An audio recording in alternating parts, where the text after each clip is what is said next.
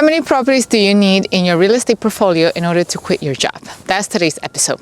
Welcome back to another episode in Nova Rise. And today we're going to talk about how many houses, how many buildings, how many properties in particular would you need in order to just achieve that financial independence, right?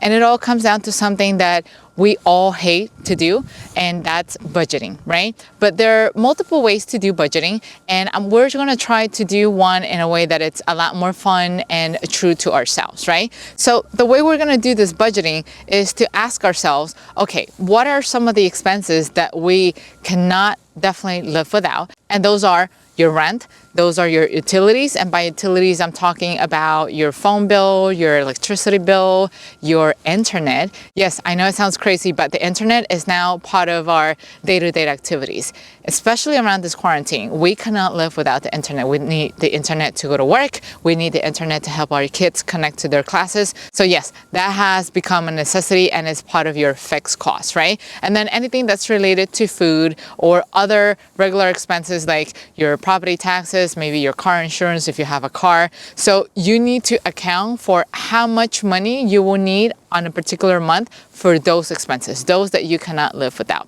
Then there are the variable expenses, those things that are not really necessary, but they are nice to have. So for example, those expenses can be going to the movie theater, maybe taking a trip here and there, maybe going and eating out at restaurants with your friends, or why not, maybe going to a club, right? So at the end of the day, I know a lot of us have made the attempt by saying, you know what, I'm not going to spend money on those kind of stuff because they're really not necessary. But let's face it, we're all human. We all like to have fun. We all like to have human interaction. And I'm sure today, more than ever, you're actually feeling the need to have that human interaction, right? So why punish yourself in that sense? Why deprive yourself for something that it's necessary for you to have a nice mental health? When it becomes tricky is when you spend way too much money and basically going out. So let's say, for example, if out of your total income, you are spending, I don't know, 50% of your income eating out,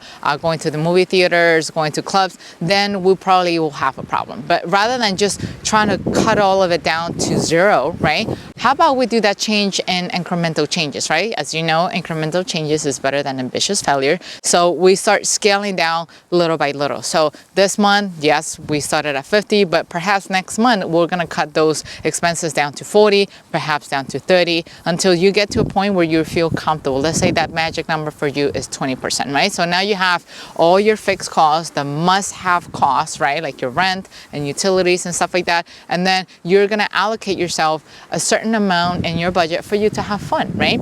Let's say that number, once you add it all up, turns out to be $3,000. Now, I understand that there are families who might need a lot more than that, maybe 10,000 because you have children who are going to college and stuff like that, or families who will need maybe a little less than $3,000 a month. But for the purpose of this video, we're going to utilize 3,000. So keep that number in the back of your head. Remember, $3,000, right? So you need $3,000, just park it on the side. And now let's look at how much do you need in terms of income from your real estate portfolio. So I've always said that the magic rule, after paying all expenses, you have to have at least $100 as cash flow. So let's say, for example, in a given month, you take the rent and you pay your mortgage, you pay your insurance, you pay your property manager, you pay the property taxes if necessary. And then after all of that, you have $100 left, right? That's the amount that you're going to keep in your pocket. And now you're going to pull out the 3,000 and you're going to ask yourself, okay, from 100 to 3,000,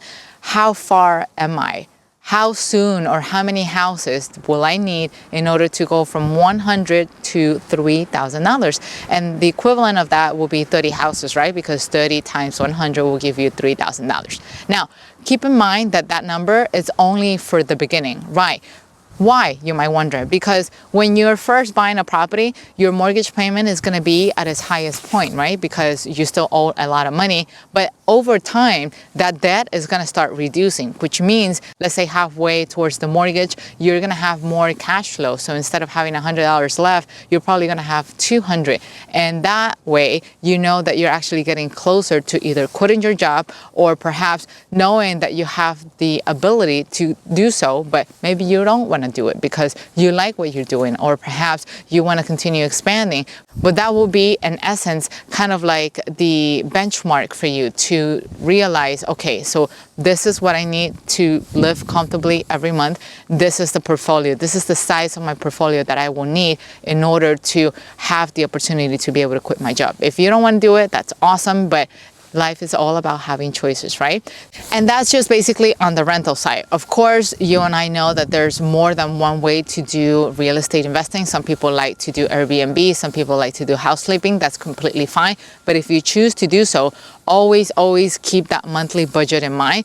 Get a sense of how much money would you need on a monthly basis, and try to get an estimate as to how much money you think you can make off of that Airbnb or off of that flipping project that you have in mind. When you take the amount of money that you will make out after doing those projects and you parse it out throughout the period of 12 months, is that still going to be enough for you? If not, maybe that's something that you will need to consider, or just simply continue to remain at your job, because at the end of the day, we all have to pay our rent and we all have expenses to meet, right? And remember, that number that I just shared with you is all about having choices. Always remember that you have to be cautious, that you have to be careful and not rely solely on your rental income unless you hit that point where you know you are very comfortable. And if you don't know what I'm talking about, I've picked an episode right here that's going to help you complement everything I just shared and everything you just learned in this video today. So hope you enjoy it. And until then, I will see you next time. Take care. Bye-bye.